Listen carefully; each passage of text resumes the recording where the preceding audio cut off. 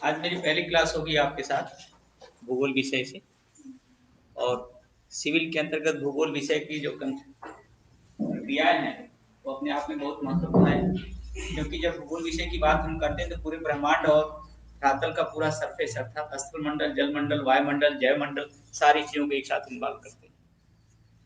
भूगोल विषय में कितने लोग का इंग्लिश मीडियम है? इसमें मीडियम इंग्लिश दोनों कंबाइंड हम लेंगे, हिंदी और इंग्लिश दोनों। तो इस चीज को ध्यान रखिएगा।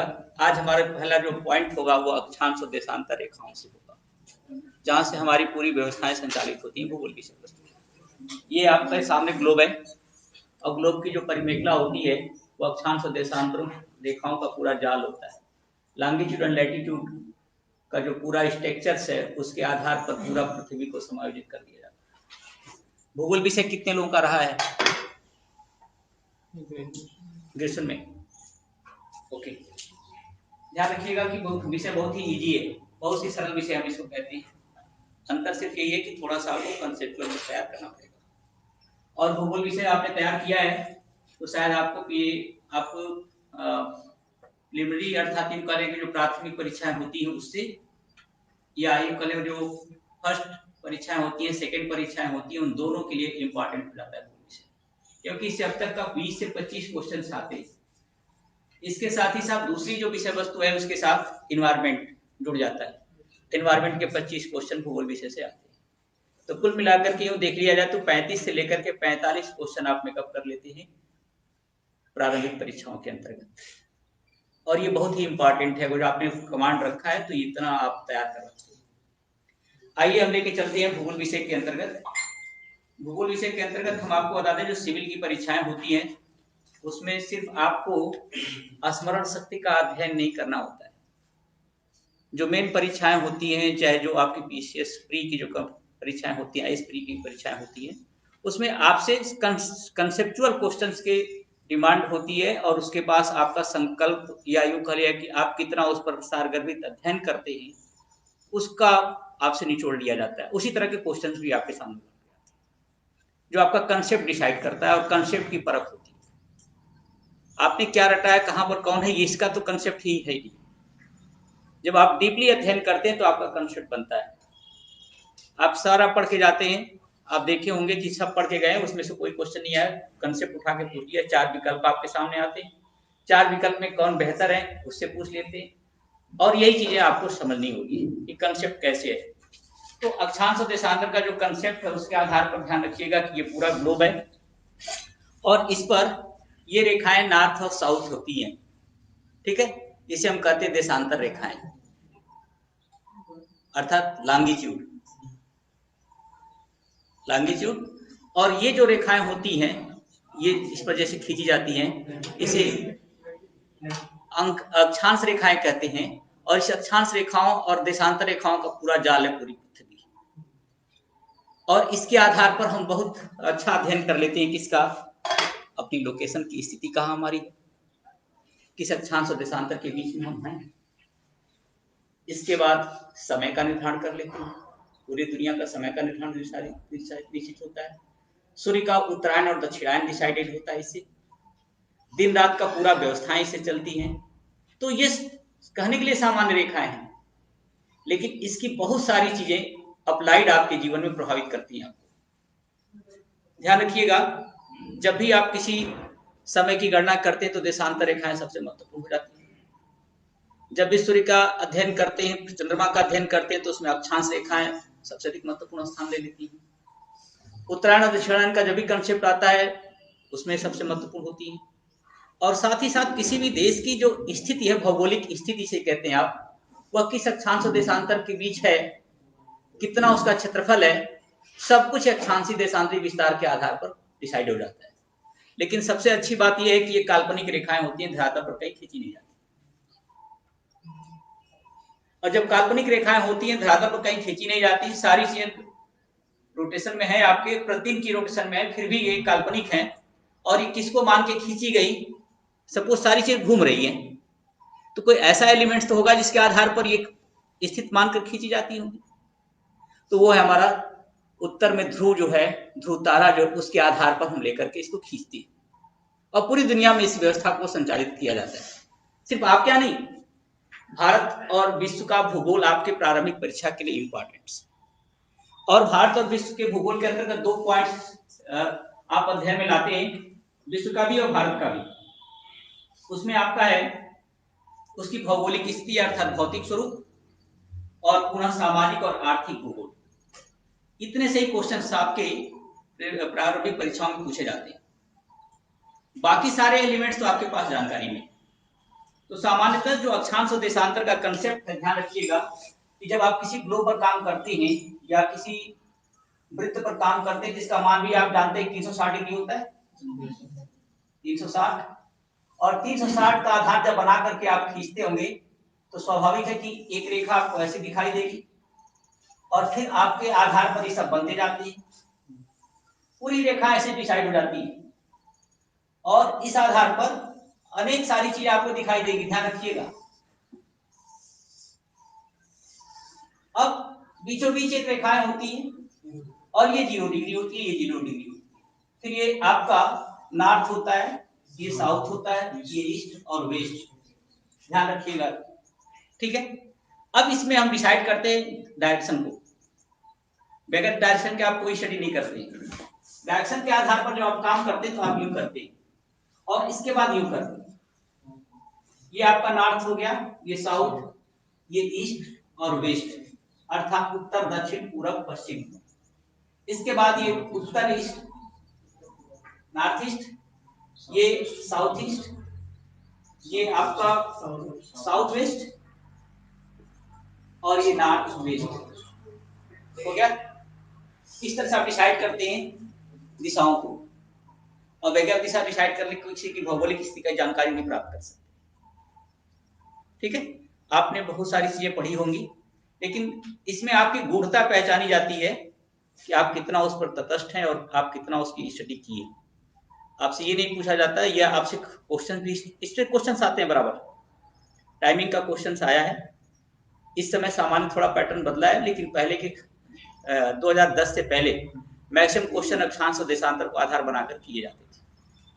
तो इस चीज को भी ध्यान रखिएगा कि जब अक्षांश और देशांतर का अध्ययन करते हैं तो अब इसमें डिसाइड करना है कि रेखाएं कितनी होती हैं। अभी आपने कहा कि वृत्त का मान 360 डिग्री होता है, वृत्त का मान 360 डिग्री होता है, तो स्वाभाविक है कि हर रेखा 1 डिग्री पर खींची जा रही है। ठीक, इसमें कोई दिक्कत आपको? तो 360 देशांतर आपके होंगे,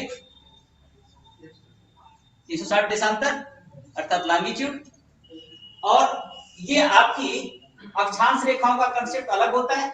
ये अक्षांश रेखाएं हैं और ये देशांतर रेखाएं हैं। ठीक है, तो अक्षांश और देशांतर रेखाओं का कंसेप्ट अलग हो जाता है। तो अक्षांश रेखाओं का कंसेप्ट जरा ध्यान दीजिएगा कि अगर तो ये पूरी रेखाएं आप यहां से लेकर के यहां तक 90 तक जाते हैं तो 90 डिग्री होगा, ठीक है, और इधर आएंगे तो 90 डिग्री होगा। अर्थात यूं कह लिया जाए कि 180 डिग्री अक्षांश रेखा और 360 डिग्री देशांतर रेखा, करेक्ट। लेकिन यार सपोज मान लीजिए 0 डिग्री रेखा हम कह सकते हैं ना, 0 डिग्री रेखा कह सकते हैं। तो 1 से जब आपने प्रारंभ किया, 1 2 लेकर के 360 तक पहुंचे, जाएंगे ना। तो 1 से लेकर के 360 की बात करेंगे तो 360 रेखा होगी, और 0 डिग्री को काउंट नहीं करेंगे क्या? तो 360 के बजाय 361 नहीं हो जाएगा? तो गलत नहीं होगा? रेखा की परिभाषा क्या है? हाँ सर, रेखाएं जो होती हैं वो हमें एक डायरेक्शन बताती हैं। नो रेखा की परिभाषा पॉइंट से मिलकर बनता है। दो बिंदुओं को सरल सीधी रेखा मिलाती है, उसे हम रेखा कहते हैं। तो 0 डिग्री भी तो रेखा होगी ना? नहीं, मैच कर देते हैं।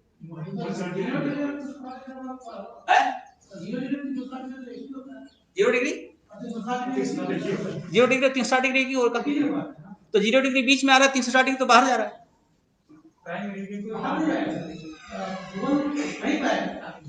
सपोज ये 90 डिग्री हम चले, यहां से 90 डिग्री पूरी क्लास डिस्कशन में चलेगी।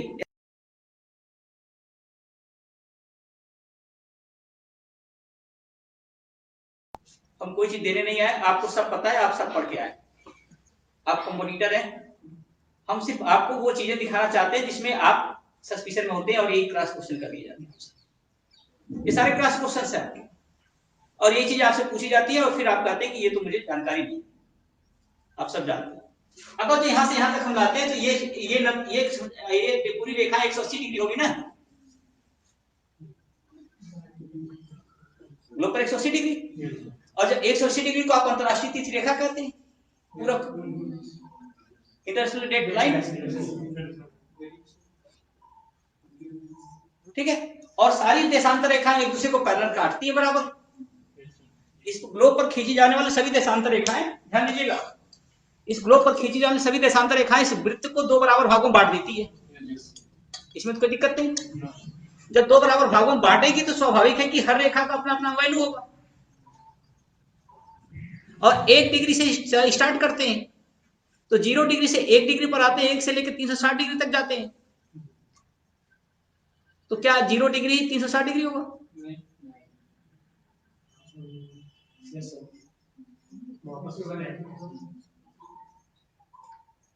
साइड करिए आप लोग।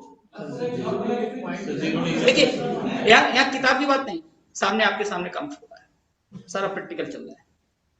0 से स्टार्ट किया, फिर 1 से स्टार्ट किया, फिर 360 तक आया, फिर 0 आया कि नहीं आएगा? 0 360, अच्छा 360 0 पर ही आखिर क्यों ऐसा होगा? हाँ थैंक यू। क्यों होगा ऐसा? नहीं मैप ऐसा नहीं होता है, कंसेप्ट होता है, एक सर्किल का कंसेप्ट होता है 300, एक वृत्त का मास 360 डिग्री होता है, इससे अधिक नहीं हो सकता। वृत्त में ऐसा होता है, ऐसा नहीं हो सकता। इसका कंसेप्चुअल है कि पार्ट एक कंसेप्ट है कि वृत्त का मान 360 डिग्री होगा, 360 डिग्री से एक्स्ट्रा हो ही नहीं सकता। तो जब 360 डिग्री से एक्स्ट्रा नहीं हो सकता, 360 डिग्री से एक्स्ट्रा रेखाएं कैसे हो सकती? इन्हें की सारी रेखाएं 1 डिग्री पर होती है। अब 1 डिग्री के बीच की दूरी अक्षांश और देशांतर रेखाओं की अलग अलग हो जाती है। हर डिग्री के बीच का निश्चित टाइमिंग है और निश्चित दूरी है। अब पृथ्वी घूमती है ना, अब ध्यान दीजिएगा, और मैं आपको बता दूं, आप ध्यान रखिएगा, जब ये अक्षांश देशांतर का कंसेप्ट होगा तो ये पूरा वृत्त सीधा है, ठीक। पृथ्वी 23.5 डिग्री झुकी है, तब ये चीज आपको मिलता है। 23.5 डिग्री झुकी अपने अक्ष पर, तो 23.5 डिग्री अक्ष पर झुकेगी तो कक्ष भी तो होगा उसका, तो वो 66.5 डिग्री होगा, तब तो 90 डिग्री होगा ना। 90 डिग्री का ही तो कंसेप्ट है, तो 90 डिग्री 23.5 डिग्री निकाले 66.5 हो जाएगा पूरा। कैलकुलेशन कर पता है? 23 डिग्री 66.5 डिग्री कंसेप्ट हो गया। तो ये एक तरफ 66.5 डिग्री अपने अक्ष पर झुकी है और दूसरी तरफ कक्ष पर झुकी है 66.5 डिग्री। अब इसी के आधार बना करके आपने देखा होगा कि 23.5 डिग्री पर आपकी कर्क रेखाएं जाती है और दूसरी तरफ मकर रेखाएं कहती है। टॉपिक आप कह सकते हैं ये दोनों। तो ये चीजें कर्क रेखाएं नॉर्थ साइड में, अर्थात से कर्क रेखा कहते हैं, ठीक है। और ये साउथ में आपकी मकर रेखा होती है। हो गया? आपके अभी पीसेस और आईएस दोनों में कौन सी नदी 2 बार कर्क रेखा को काटती है? क्वेश्चन है विश्व में, भारत में भी। तो भारत और विश्व के कंसेप्ट में आपको ध्यान रखना होगा। अभी पीछे आईएस का क्वेश्चन है, ये आईएस और पीसेस के दोनों में क्वेश्चन आए थे, एक विश्व के साथ थे, एक भारत के संदर्भ में था। ध्यान रखिएगा कि जब यही कर्क रेखाएं और मकर रेखाओं का कंसेप्ट होता है ना, उसके अकॉर्डिंग पूछ लिया जाता है ये रेखाएं कितने प्रदेशों से गुजरती है, एक रेखाएं कितने देशों से गुजरती है, ये भी क्वेश्चंस बनते हैं आपके। तो इस तरह से जब आप किसी काम रेखा पर काम करते हैं तो उस रेखा को ध्यान रखते रहिए कि कहां से गुजर रही है। पूरे विश्व का जो स्थली भाग है, उस स्थली भाग का अगर अध्ययन करेंगे तो साउथ, अभी कहा ना कि साउथ का और नॉर्थ का, ठीक है, साउथ और नॉर्थ का जो कॉन्सेप्ट उठाएंगे, उत्तरी गोलार्ध और दक्षिणी गोलार्ध जिसे कहते हैं आप, नॉर्थ हेमिस्फीयर और साउथ हेमिस्फीयर। तो उत्तरी और दक्षिणी गोलार्ध का कंसेप्ट बनाएंगे, जैसे वृत्त है, तो इस वृत्त के अंतर्गत आप 2 भाग डिवाइड कर दिए, ये नॉर्थ हो गया, ये साउथ हो गया, ठीक है। नॉर्थ किससे डिसाइड किया? 0 से, देखा तो 0 से जाएंगी, तो ये नॉर्थ हो गया, साउथ हो गया। अब नॉर्थ साउथ में ध्यान रखेंगे कि इसमें स्थलीय भाग, नॉर्थ के समय स्थल पूरे विश्व का स्थल भाग सबसे अधिक है, इसके आधार पर कम है, ठीक है। तो स्थल का समान वितरण हो गया, जल स्वाभाविक है कि स्थल और जल दो ही भाग नहीं, तो जल का तात्पर्य कि जब स्थल अधिक होगा तो जल कम होगा, और जल का भाग दूसरी तरफ इधर अधिक है, जल का भाग इधर अधिक है तो स्थल का भाग इधर अधिक डिसाइडेड है। इसी तरह से फिर आपको डिफाइन करना पड़ता है, जैसे बीच में आपने डिफाइन कर दिया इसको, अब इसमें क्या करते हैं, बीच कर दिए तो ये पूर्वी गोलार्ध हो गया और ये पश्चिमी गोलार्ध हो गया, दो गोलार्ध हो गया ना।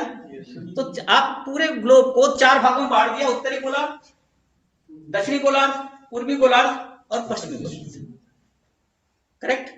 इसमें किसी को दिक्कत? इसी लोकेशन पर पूछा जाता है कि कौन सा देश किस गोलार्ध में है। आए क्वेश्चंस, आईएएस में भी क्वेश्चंस है, पीसीएस में भी क्वेश्चंस है। तो अब गोलार्ध का कंसेप्ट ध्यान रखिएगा, अपने 0 डिग्री अक्षांश को लेकर चलेंगे। डायरेक्शन भी मिल गया आपको, गोलार्ध भी मिल गया, ठीक है, और ये अक्षांश और देशांतर मिल गया। इसके साथ ही साथ आप ध्यान रखिएगा 66.5 डिग्री का आपका होता है वृत्त, आर्कटिक वृत्त और अंटार्कटिक वृत्त, दोनों तरफ है ना। तो ये आपका 66.5 डिग्री हो गया। अब इस 66.5 डिग्री का अलग अलग स्वरूप होगा दोनों तरफ। ये सभी रेखाएं महत्वपूर्ण है और सबका अपना अपना इंपॉर्टेंस, किसी का इंपॉर्टेंस कम नहीं। अब इसी के आधार पर ये इस पॉइंट 0 डिग्री को आप अंतरराष्ट्रीय डेट लाइन कहते हैं, समय निर्धारक रेखा। 0 डिग्री आपकी समय निर्धारक रेखा कही जाती है, ठीक है। हर देश की अलग अलग समय रेखा होती है। क्या डेट लाइन? तो ये डे लाइन है, अंतरराष्ट्रीय तिथि रेखा इसे कहते हैं, डे लाइन। ये आपकी समय निर्धारक है, टाइम रेखा।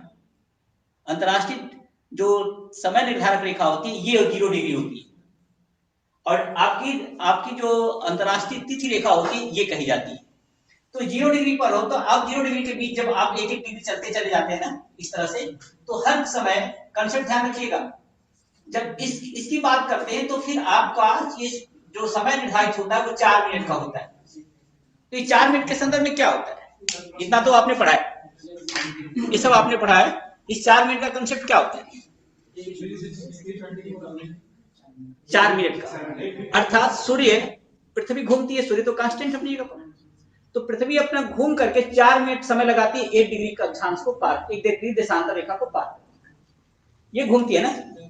और पृथ्वी की ध्यान दीजिएगा, पृथ्वी की एक गति ये है और दूसरी गति ये एस, इसमें कोई दिक्कत नहीं। एक गति तो इसकी चल रही है जो आपकी पूरी टाइमिंग को डिसाइड करता है, और दूसरा ये चल रहा है जो वर्ष को डिसाइड करता है। दोनों गति हो गई। इन दोनों गति के आधार पर इसी के आधार पर आप डिफाइन करेंगे कि जब आपका 4 डिग्री का अंतर होता है तो ये 4 डिग्री क्या है, अर्थात एक अक्षांश एक देशांतर रेखा को पार करने में सूर्य के सामने 4 मिनट का समय लगता है, करेक्ट। जब 4 मिनट का समय लगेगा तो पूरी पृथ्वी एक 24 घंटे में चक्कर लगा लेती है। अब अंतर करके देख ले, 4 मिनट के हिसाब से 360 डिग्री करें, नोट करें, कैलकुलेट करें, इसको आ जाएगा, कैलकुलेट करके देखें आप, तो ये आपका मिल जाएगा पूरा। अब 12 घंटे की रात, 12 घंटे का दिन, रात दिन छोटे बड़े होते रहते हैं ना, बराबर तो होते नहीं, तो रात दिन बड़े छोटे बड़े होते हैं, किस कंसेप्ट पर होते हैं?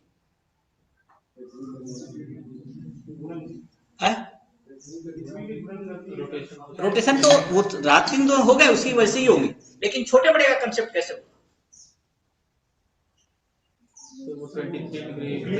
जो झुकाव है पृथ्वी का, उस झुकाव 23.5 डिग्री का जो झुकाव है, उस झुकाव के सामने वो चीजें अपने आप डायरेक्शन में आ जाती हैं। तो कभी अधिक होगा, कभी कम होगा, करेक्ट। जब अधिक ज्यादा सूर्य के सामने जो होगा उसका प्रभाव उसका अलग होगा, और जो सूर्य के आड़ में होगा, पीछे होगा, उसका प्रभाव अलग होगा।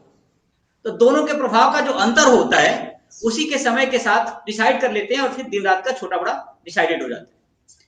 अब 2 चीजें ध्यान रखिएगा, एक तो पृथ्वी की गति आपने देखा कि 2 गतियां डिसाइड कर लिया कि एक अपने अक्ष पर घूम रही है और दूसरा कक्ष पे घूम रही है, और दोनों का इंपॉर्टेंस है।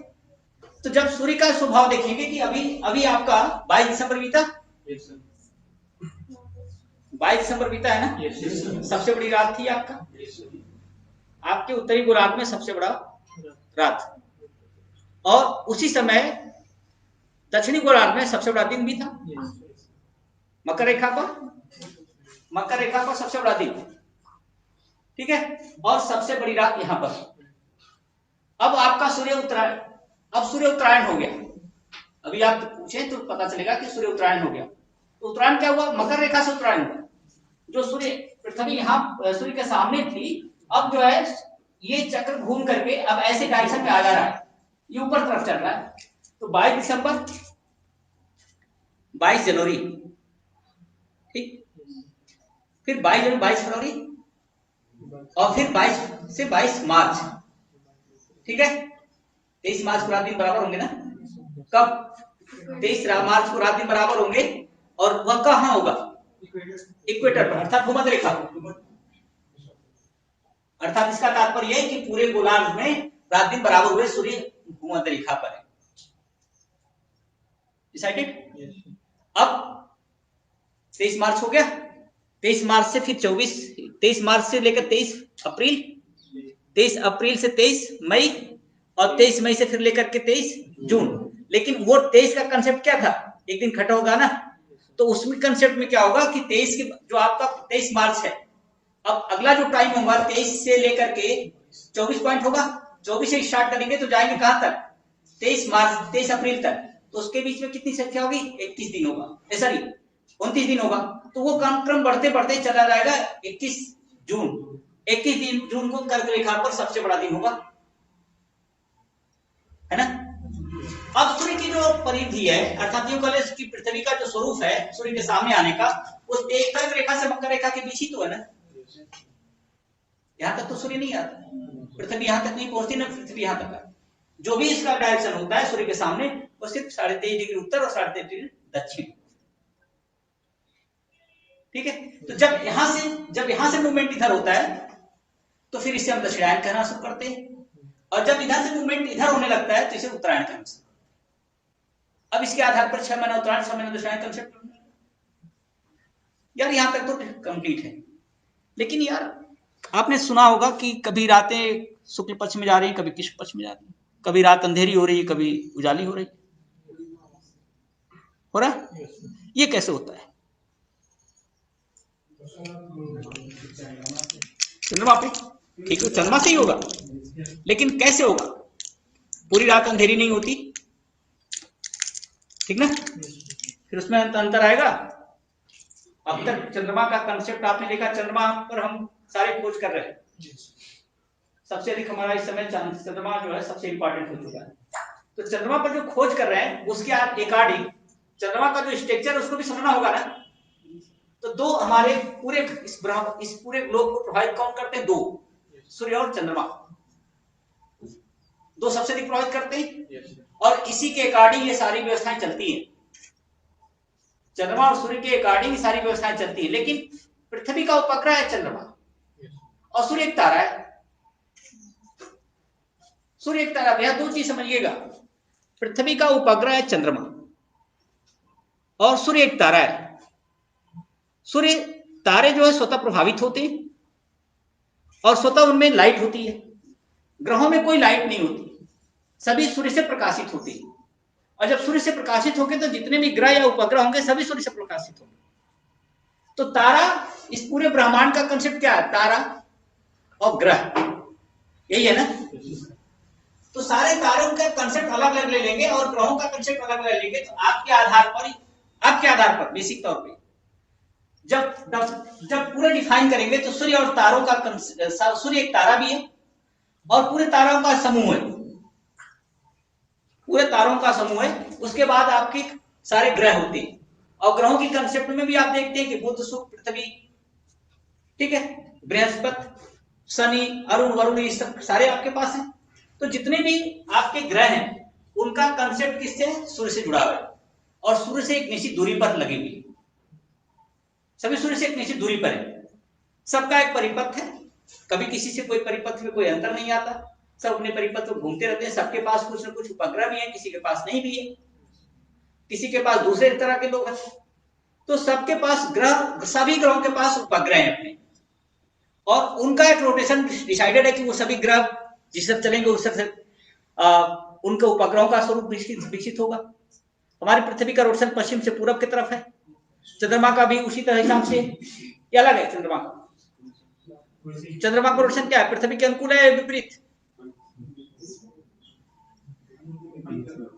जिस तरह चंद्रमा पृथ्वी हमारी पश्चिम से पूरब घूमती है, डिसाइडेड है, यहाँ किसी को विवाद है। तो चंद्रमा किधर से किधर घूमता है, तो चंद्रमा उगता किधर से, चंद्रमा उगता नहीं है, सूर्य से प्रकाश चंद्रमा निकलता है,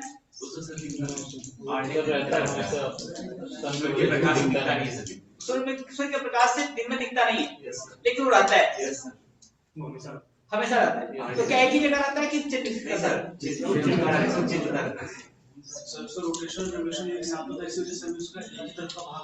तरफ है, वो तो ठीक है, हम वहां जा ही नहीं रहे, एक भाग दिखाई दे रहा है कि दो भाग दिखाई दे रहा है। हम सिर्फ इस पॉइंट पे जा रहे हैं कि चंद्रमा आपको दिखाई देता है कि नहीं दिखाई देता। रात में दिखाई देता है, सूर्य भी रात में भी होता है, वही नहीं, वो भी हमेशा रहता है, लेकिन जो भाग आपके पृथ्वी के सामने होता है उस पर प्रकाश होता है। ठीक पर कंसेप्ट तो चंद्रमा का भी उसी तरह से। जब सूर्य हटेगा तो चंद्रमा आ जाएगा, तो चंद्रमा दिखाई देगा तो किसी डायरेक्शन में दिखाई देता होगा ना, कभी पूरब या पश्चिम या उत्तर या दक्षिण। पूरब पर डे, हाँ पश्चिम दिखता है। क्यों, आप लोगों ने देखा है फिर चंद्रमा को निकलते हुए देखा है ना, तो फिर इतना अंतर क्यों आ रहा है कि किधर है। जैसे सूर्य को कहते हैं पूरब निकल रहा है पश्चिम डूब रहा है, उसी तरह चंद्रमा को क्यों नहीं बोल रहे हैं कि पश्चिम निकलता है पूरब डूबता है, या पूरब निकलता है पश्चिम डूबता है। ये तो आपका होना चाहिए ना।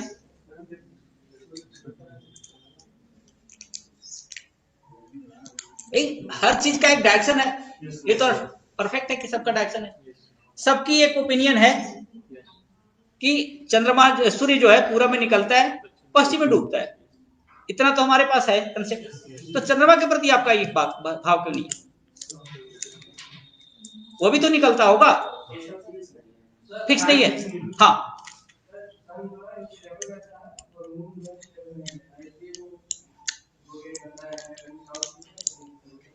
माने उसका मतलब कि वो पूरे महीने दिन अलग अलग डायरेक्शन में निकलता होगा, क्या सही है?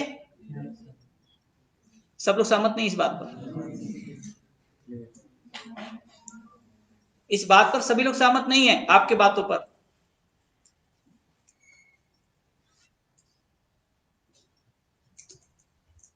आपकी बातों पर सब लोग सहमत नहीं है कि उसका डायरेक्शन प्रतिदिन अलग अलग होता है। नहीं, चंद्रमा सूर्य का चक्कर लगाता है, सूर्य तो कांस्टेंट है।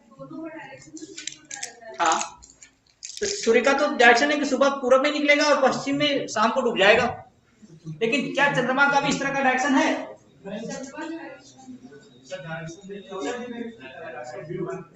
हाँ ठीक है, बदलती रहती है, तो मैं नहीं कर रहा हूँ बदलती रहती, लेकिन वो कोई डिसाइडेड पॉइंट होगा जहां बदलती हुई दिखाई दे आपको।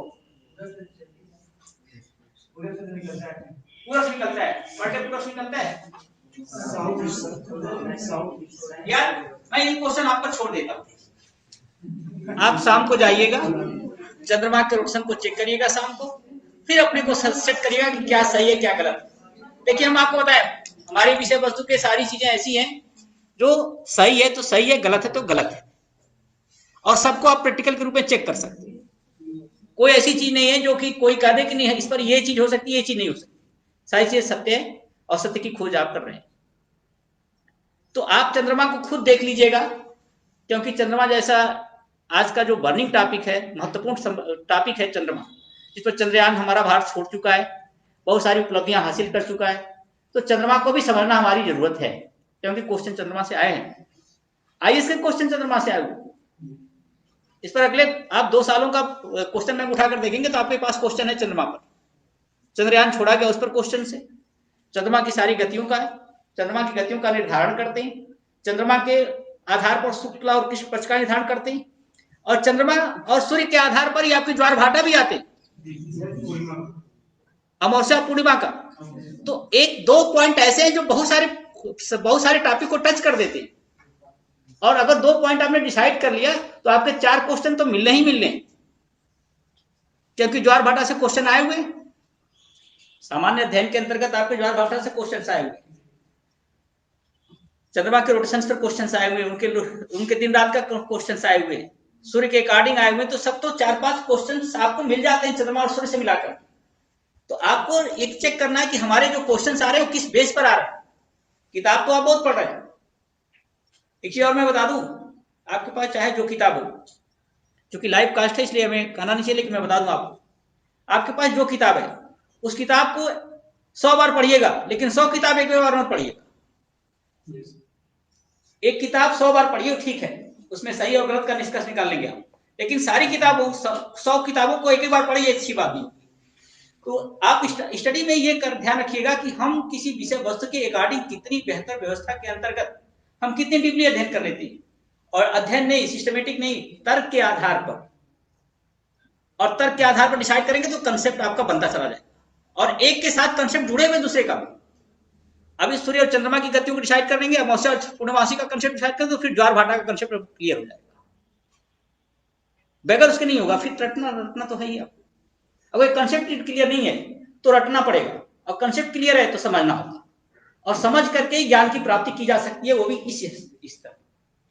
तो ध्यान रखिएगा, इस तरह से हम बहुत सारी चीजों को ध्यान रखते हैं। हम इस क्वेश्चन को मैं छोड़ता हूं आपको चंद्रमा की गतियों को समझने के लिए, लेकिन सुपर की बात मैं करता हूं। आपने सुना होगा कि चंद्रमा में 16 कलाएं पाई जाती हैं। 16 कलाओं का क्या तात्पर्य? डार्क या व्हाइट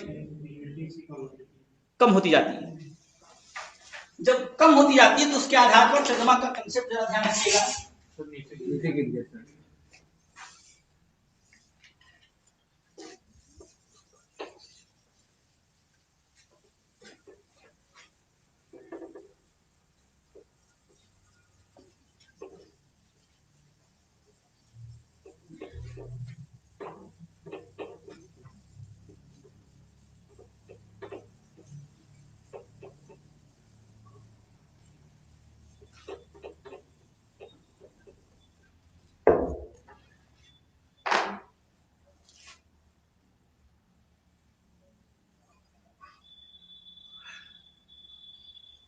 चंद्रमा चक्कर किसका लगाता है?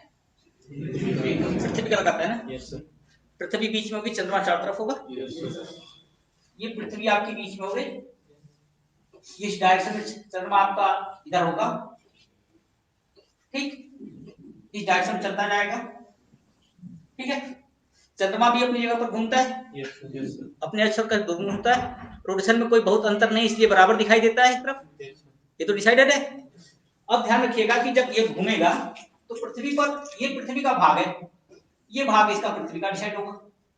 अब ये पृथ्वी अपनी 23.5 डिग्री पर झुकी है, तो इसका स्वभाव ऐसे होगा, ठीक है, इसका भी स्वभाव ऐसे होता चला जाएगा।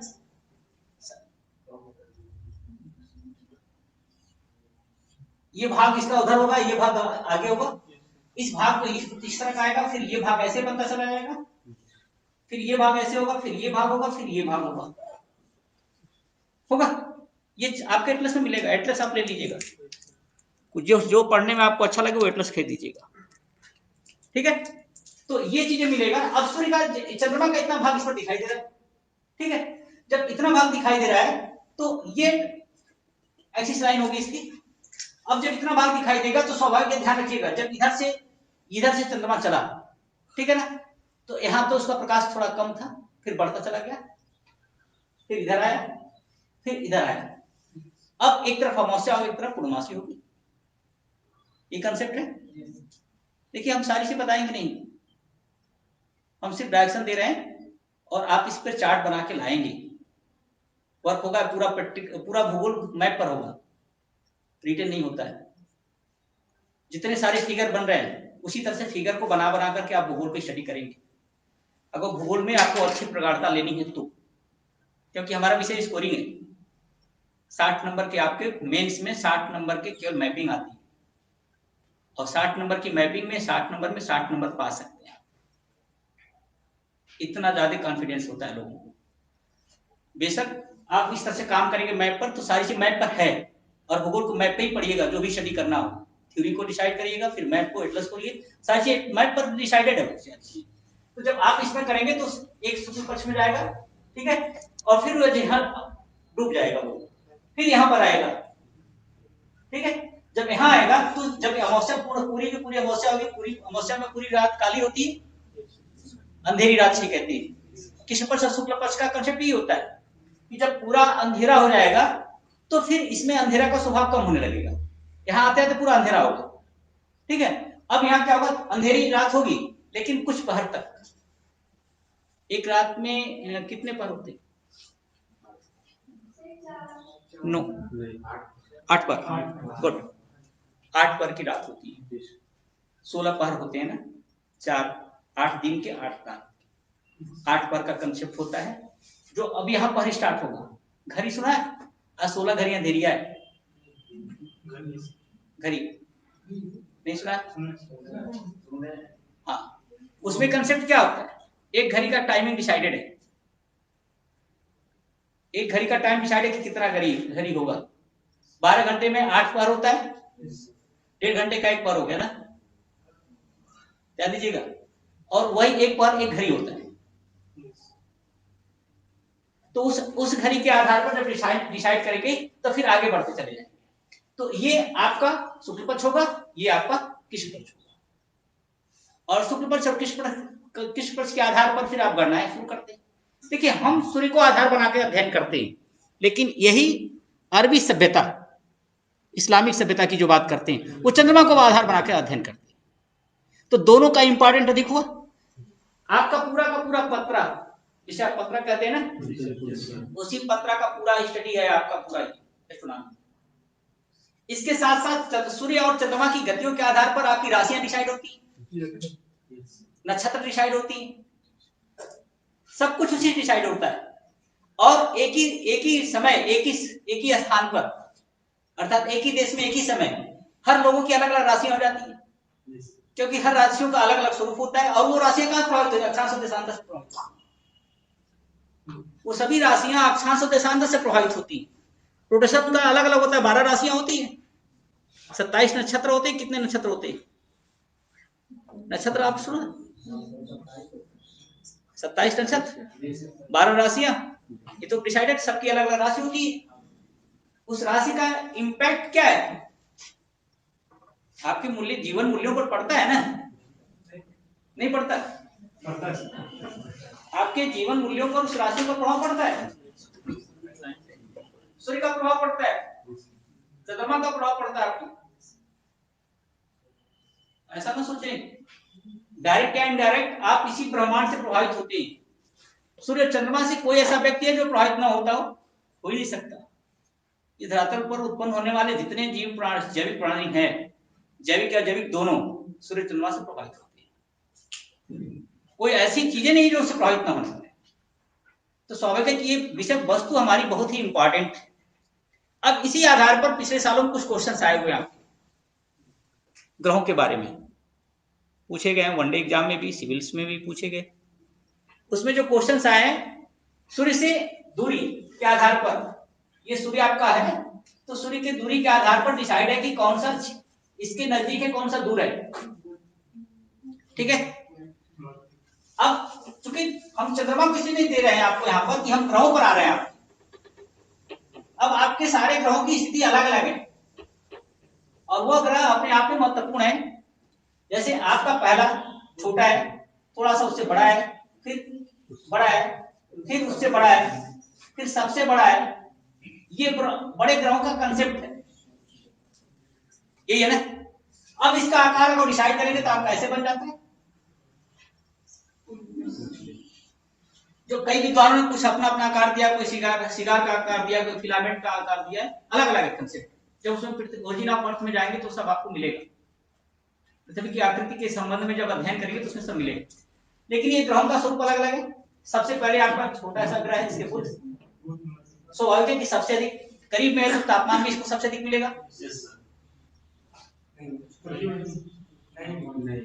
तापमान अधिक नहीं मिलेगा,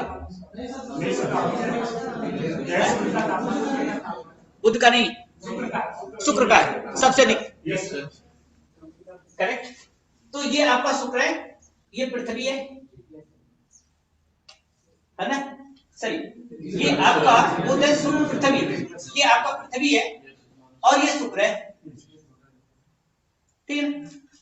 जब ये शुक्र है तो स्वाभाविक है कि सूर्य पृथ्वी के करीब में सबसे करीब कौन सा रहा है?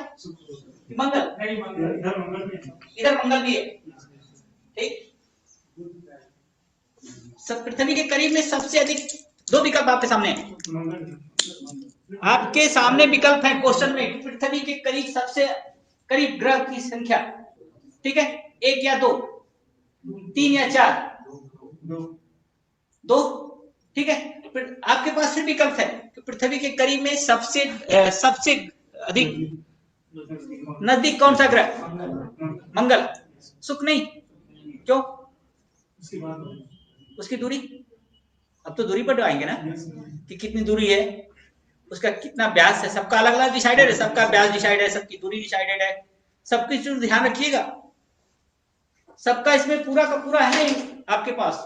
तो अब ध्यान रखिएगा कि जो सूर्य के करीब होगा उसमें तापमान कम मिल रहा है, जो सूर्य में दूर हो रहा है उससे अधिक मिल रहा है, अर्थात बुध से तापमान अधिक मिल रहा है शुक्र का, आपने बताया। क्यों? यही है ना। जब इसमें अधिक मिल रहा है और पृथ्वी में उससे कम मिल रहा है, फिर इसमें अलग मिल रहा है उससे कम मिल रहा है, फिर आगे बढ़ते जा रहे हैं, उसमें अंतर आना शुरू हो गया, सबके बराबर नहीं हो रहा है। आखिर बराबर क्यों नहीं है यार? दूर होते जाते हैं, तो जब दूर होते जाते हैं तो बराबर नहीं हो रहा है, तो इसका कम हो गया, इसका अधिक हो गया, इसका कम हो गया, फिर इसका अधिक हो गया। हाँ, वायुमंडलीय स्ट्रक्चर के आधार पर अंतर होगा। हाँ, गैसों के अंतर डेंसिटी के आधार पर।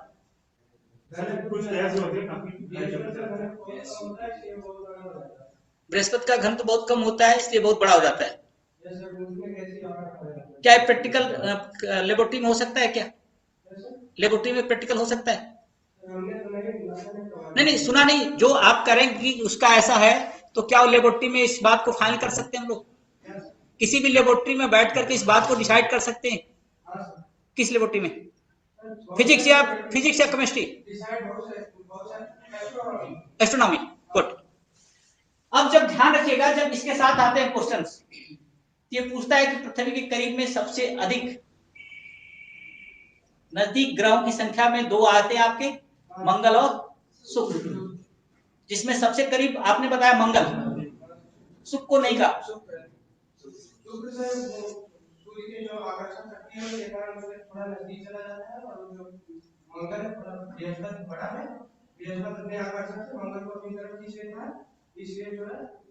क्या ग्रहों में चुंबकत्व शक्ति अपने एक दूसरे को खींचने के लिए है क्या?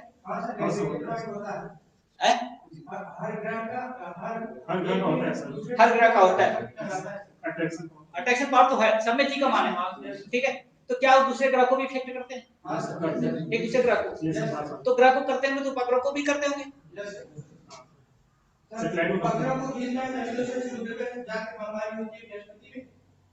बृहस्पति में सूर्य का शुक्र ग्रह, मंगल का जो उल्टा वाला सूर्य ग्रह है, वो बृहस्पति में जाकर के बमबारी कर देता है। हम उतना दूर नहीं जाएंगे, हम सिर्फ 2 पॉइंट पर आना चाहते हैं। हमारा ये कि जो हमारी पृथ्वी है, पृथ्वी हमारी सूर्य से प्रकाशित होती है और चंद्रमा इसका उपग्रह है, ठीक। और इसके करीब में 2 ग्रह हैं, एक शुक्र है, एक मंगल है। हम शुक्र को रात में भी देखते हैं, दिन में भी देखते हैं, नजदीक है। मंगल को भी देखते हैं, नग्न आंखों से देखने वाले 4 ग्रह हमारे पास हैं, जिसे सम और विषम मंडल के आधार पर देख करते हैं। सम और विषम मंडल के आधार पर सम ग्रहों की संख्या के जो हमारे अपनी आंखों से दिखाई देते हैं। बुध भी दिखाई देता है। अरे भोर का तारा किसको कहते हैं आप? और शाम का शुक्र कहते हैं। दोनों तरफ दिखाई दे रहा है ना। मंगल भी दिखाई देता है, मंगल भी दिखाई देता है, सारे ग्रह दिखाई देते हैं। ये चारों ग्रह आपको दिखाई देते हैं नग्न आंखों से, इसका तात्पर्य यह है कि अगर ये चारों दिखाई दे रहे तो चारों हमें पृथ्वी को प्रभावित कर रहे होंगे। चारों ग्रह पृथ्वी को प्रभावित करते हैं, ध्यान रखिएगा। और इसके आधार पर जो हमारे ग्रहों की संख्या है वो तो अपने आप में महत्वपूर्ण है कि इन ग्रहों का अलग अलग स्वरूप है। हमारी पृथ्वी एक ऐसी व्यवस्था है जहां पर वायुमंडल पाए जाते हैं। सबके पास वायुमंडल है, सभी ग्रहों के पास वायुमंडल है, लेकिन वायुमंडल के कंपोनेंट उनके पास नहीं है। सबके पास वायुमंडल है, ध्यान रखिएगा। कोई ऐसा नहीं है जिसके पास अपना वायुमंडल ना हो, लेकिन जो वायुमंडल का कंपोनेंट होते हैं जिसमें गैसों का स्वरूप पाया जाता है, धूल के कण पाए जाते हैं, उसके वाष्प के कण पाए जाते हैं, जलवाष्प के, तो इनके साथ किसी के साथ नहीं, केवल है तो पृथ्वी के साथ, है ना। और इस पृथ्वी के साथ जो ग्रह है, आप जो पृथ्वी ग्रह है, उस ग्रह का एक उपग्रह है तारा, उपग्रह है जो चंद्रमा कहा जाता है। इन दोनों के आधार पर आज पूरी दुनिया में ये सबसे अधिक प्रभावित है, क्योंकि केवल जो मानव जीवन का स्वरूप पाया जाता है वो पृथ्वी पर ही पाया जाता है और कहीं तो नहीं पाया जाता ना। अभी खोज चल रही है, 1945 में एलियंस की खोज कर लेगा नासा, एलियंस की खोज नासा कर लेगा।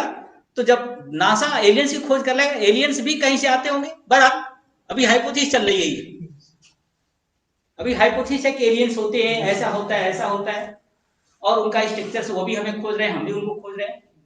नासा का एक अपना कार्यक्रम है कि हम 2045 तक उनको खोज लेंगे।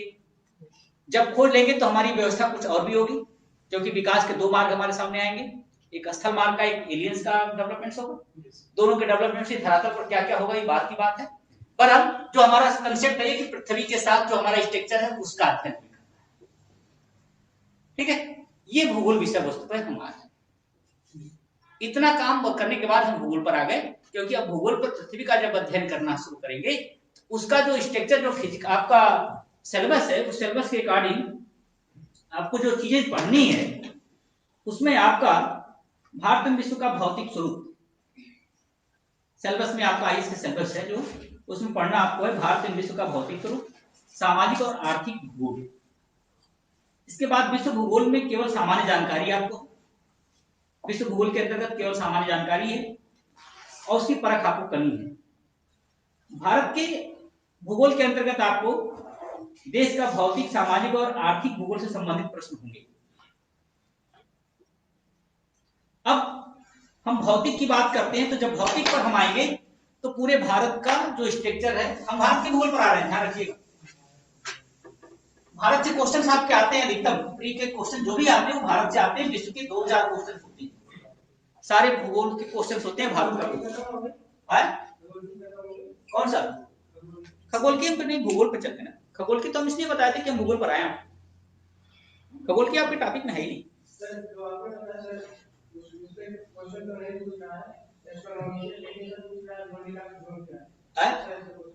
क्या नहीं, वो देखो जो आप करंट अफेयर के जो कंसेप्ट है ना, नहीं एस्ट्रोनॉमी का क्वेश्चन तो साइंस और टेक्नोलॉजी का क्वेश्चन हो जाते हैं। एस्ट्रोनॉमी के क्वेश्चंस नहीं, एस्ट्रोनॉमी क्वेश्चंस होंगे ग्रह नक्षत्रों का, अक्षांश और देशांतर का, राशियों का, नक्षत्रों का।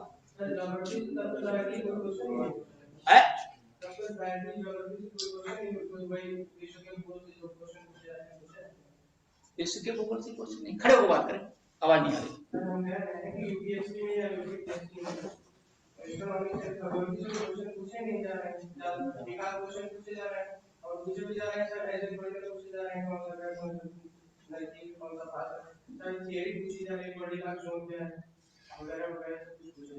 तो वो तो आपके मेंस में आएगा ना, ये तो अब वो प्री में पूछा जाए तो प्रौद्योगिकी के अंतर्गत आएगा। जो एस्ट्रोनॉमी का कल्चर होगा, जो आपका भूगोल का विषय वस्तु का, एस्ट्रोनॉमी में सिद्धांत आपको पूछे जा रहे हैं, जिसमें बिग बैंग का सिद्धांत पूछा जा रहा है। इस समय बिग बैंग का सिद्धांत भी पूछा जा रहा है पृथ्वी की उत्पत्ति से संबंधित, और इन्वायरमेंट के सिद्धांत पूछे जा रहे हैं, फिर आपके ग्रह नक्षत्रों का सिद्धांत पूछे जा रहे हैं। तो उस सिद्धांत के पूछने का जो कंसेप्ट वो आपके प्रौद्योगिकी के अंतर्गत आता है। हाँ, ज्योग्राफी में पूछे जा रहे हैं, लेकिन वो जीएस के क्वेश्चन वो प्रौद्योगिकी के अंतर्गत आ रहे हैं, अंतरिक्ष ग्रही विज्ञान के अंतर्गत आ रहे हैं। ठीक है, ये भूगोल का कंसेप्ट है और भूगोल के कंसेप्ट में भूगोल पर आना चाहते हैं। इतना तो मैंने इसलिए दे दिया था कि आपको एक आउटलुक मिले कि हम भूगोल पर कैसे पहुंच रहे हैं। अब हम भूगोल विषय पर आ रहे हैं। भूगोल का जो भौतिक स्वरूप है भारत के भूगोल का। अब भौतिक स्वरूप के अंतर्गत हम जब भारत को विभाजित करते हैं तो इसमें 4 भाग आते हैं। एक भाग इसका आता है क्या, तो उत्तर का हिमालय क्षेत्र, दूसरा भाग आता है दक्षिण का पठारी भाग, तीसरा भाग आता है गंगा का मैदानी भाग या विशाल मैदान भाग, और चौथा जो भाग आता है उसका तटीय भाग। ठीक इसी तरह से पूरी दुनिया का आता है कि पूरी दुनिया में क्या है, तो पूरी दुनिया में से 2 एस्पेक्ट आपके आते हैं, जल भाग और स्थल भाग। जल भाग का अलग क्षेत्रफल है, स्थल भाग का अलग क्षेत्रफल है, और संपूर्ण ग्लोब का अलग क्षेत्रफल है। तो जब संपूर्ण ग्लोब के क्षेत्रफल की हम बात करते हैं, थोड़ा सा हम आपको इंगित करते हैं विश्व के आधार पर, ध्यान रखिएगा। 51 का हिसाब आता है पूरा 510, ठीक है, 360, ध्यान रखिएगा, और बाकी जो बचता है वो आपका स्थल भाग हो जाता है। पूरा एक टोटल एरिया है वर्ग लाख किलोमीटर के अंदर, जो क्षेत्रफल का स्क्वायर किलोमीटर होता है ना, उसके अंतर्गत आपको मिलता है। इसके बाद ये मिलता है, फिर इसके जो बचता है इसमें वो पूरा का पूरा हो जाता है इसका। तो जब पूरा स्थल भाग का कंसेप्ट बनाएंगे कि स्थल भाग हमारा कितना है, फिर जलीय क्षेत्र कितना है, तो उसका परसेंटेज निकाल दिए, पूरा 100% आपका स्थल हो गया। ये आपका यूं कर लिया जाए कि 79 जल और 21 स्थल, ऐसे ही है, ध्यान रखिएगा ये सारी चीजें, ये पूरा स्ट्रक्चर आपको मिलेगा। अब उसी तरह से जब उसमें भारत को डिसाइड करते हैं कि इसमें भी भारत का स्वरूप है, जैसे एक ध्यान रखिएगा, एक साइंटिस्ट है वेगनर महोदय, वेगनर का मानवीय विस्थापन सिद्धांत आता है। उसने पूरी दुनिया को 2 भागों में देखा है, जल भाग और स्थल भाग। और स्थल भाग को उन्होंने कहा पैंजिया और पैंथालसा। पैंजिया और पैंथालसा का कंसेप्ट दोनों के बीच आता है। अब जो 4 भाग भारत का हमने कहा भौतिक विभाग के अंतर्गत, भौतिक विभाग, और भौतिक विभाग का तात्पर्य होगा उत्तर का हिमालय क्षेत्र। उत्तर का यहाँ हिमालय क्षेत्र हम लिख रहे हैं, लेकिन आपको किताब में मिलेगा उत्तर का पर्वतीय भाग, उत्तर का पर्वतीय भाग। जो उत्तर का पर्वतीय भाग हमारा है वो उसे हिमालय क्षेत्र कहते हैं। इसके बाद दूसरा जो भाग आता है, बंसल की किताब में आपको मिलेगा, ऐसी बंसल की, आरसी तिवारी, दोनों भारत के बृहद भारत का भूगोल लिखा उन्होंने। एक चीज और भी ध्यान रखिएगा, आप रेफरेंस बुक पढ़िएगा, पत्रिका नहीं। जो भी बुक खरीदेगा रेफरेंस बुक, उसमें जो आगा दक्षिण का पठारी भाग, दक्षिण का पठारी भाग। इसके बाद आपका फिर मिलता है बृहद मैदान, भारत का बृहद मैदान, बृहद मैदान। टर्म्स अलग अलग हो सकते हैं, विषय वस्तु हमारी वही है, ध्यान रखिएगा। इसके बाद चौथा आपका है समुद्र तटीय मैदान या तटीय मैदान, तटीय मैदान। ये 4 भाग आपके भौतिक विभाग के अंतर्गत होते हैं। अब जब हिमालय के क्षेत्र की बात हम करते हैं तो थोड़ा सा हम भारत के फिजिकल इतिहास में जाते हैं, पूरा भौगोलिक इतिहास जो 200 बिलियन वर्ष की बात करते हैं। पैंजिया और पैंथालसा के आधार पर यह बताया वेगनर महोदय ने कि पूरी पृथ्वी एक थी, लेकिन वो दक्षिण गोलार्ध, और 200 मिलियन वर्ष बाद उसमें कुछ विखंडन होता है, कुछ अवशेष डिस्टर्बेंस होती है, और जब विखंडन होता है तो खंड में बढ़ती है। खंड में बढ़ने के बाद वो 2 भागों में बढ़ जाती है। ये पैंजिया का विखंडन होता है और 2 भागों में बढ़ती है, एक उत्तरी एक दक्षिणी, ठीक है। इसके बाद इसमें आंतरिक शक्तियों के कारण विखंडन होता है और फिर 2 भागों में बढ़ करके फिर आगे मूवमेंट करते हैं। आगे मूवमेंट करते थे, एक तरफ उत्तर की तरफ चला जाता है, ये भाग दक्षिण का है तो भी उत्तर की तरफ जाता है, दोनों भाग उत्तर तरफ डिसाइड हो जाता है। मूवमेंट इनके तरफ दोनों तरफ होते हैं, अर्थात उत्तर का भाग भी उत्तर तरफ शिफ्ट कर रहा है, दक्षिण का भाग भी उत्तर तरफ शिफ्ट कर रहा है। ये इसका भौगोलिक इतिहास है। इसके बाद जब आगे बढ़ते हैं तो 2 भाग होते हैं, एक लारेशियन भूखंड कहते हैं, एक गोंडवाना भूखंड कहते हैं। एक को लारेशियन भूखंड का है, एक गोंडवाना भूखंड। गोंडवाना भूखंड की जो बात है, ये उत्तर का भाग लारेशियन भूखंड है, दक्षिण का भाग गोंडवाना भूखंड। और गोंडवाना भूखंड के कंसेप्ट के आधार पर ये जब आगे बढ़ रहे थे तो लारेशियन भूखंड का एक भूभाग अर्थात इसे पामी की पठार कहते हैं, इसे पामी की नाट भी कहते हैं, गांठ कहीं सुना होगा आपने। वह भाग दृढ़ भूखंड है और उससे आगे नहीं जा सके। दक्षिण का भाग बीच में गैपिंग था और गैपिंग के बीच में इसका भाग तेजी के साथ आगे बढ़ा था, ये सामान्य गति से आगे बढ़ा था, इसके बीच में गैपिंग होता था। पृथ्वी की सारी क्रियाएं, तो जितनी भी क्रियाएं हैं सब सक्रिय होती हैं, कोई चीज रुकती नहीं पृथ्वी पर, नेचर की कोई चीज रुकती नहीं। अब क्या हुआ कि यहां से बहुत जो छोटा सा भाग था ये भाग कट गया, बीच वाला भाग क्या हुआ, जल से भर गया, पूरा जल भाग था। जल से भर जाने के बाद दो तरफ पृथ्वी हो गई, लेकिन उत्तर दक्षिण का जो भाग था उत्तर तरफ मूवमेंट कर रहा था, और मूवमेंट करते वक्त फिर जो बीच का भाग था उनको नाम उन्होंने दिया तेथिस सागर। जो बीच का भाग था ये, उसको उन्होंने नाम दिया तेथिस सागर, और तेथिस सागर में मलबा जमा था। सारे दक्षिण के भाग उत्तर की तरफ मुड़ता है, सारे दक्षिण के भाग गोलार्ध के दाएं भाग उत्तर की तरफ मुड़ता है। हाँ, ऑस्ट्रेलिया से उधर कैसे, वो तो बाद में विखंडन की प्रक्रिया है, केवल 200 लाख नहीं, वो 120 मिलियन वर्ष को रुकेगा विखंडन, वो 120 मिलियन वर्ष को। आप सविंदर सिंह की किताब पढ़िएगा, उसमें मिलेगा फिजिकल में विखंडन की प्रक्रिया में 3 स्टेप में 80 मिलियन वर्ष पूर्व विखंडन हुआ है। 200, 160, 120 और 80, ये एवरेज है उसका। तो जो विखंडन का क्रम होता है उसमें सिर्फ एक ही बार सब नहीं बन गए, दो भाग थे, तेथिस सागर, फिर ये मूवमेंट कर रहा था, फिर इसमें विखंडन होता है, फिर इसमें विखंडन होता है, और जब विखंडन होता है फैल जाती पृथ्वी।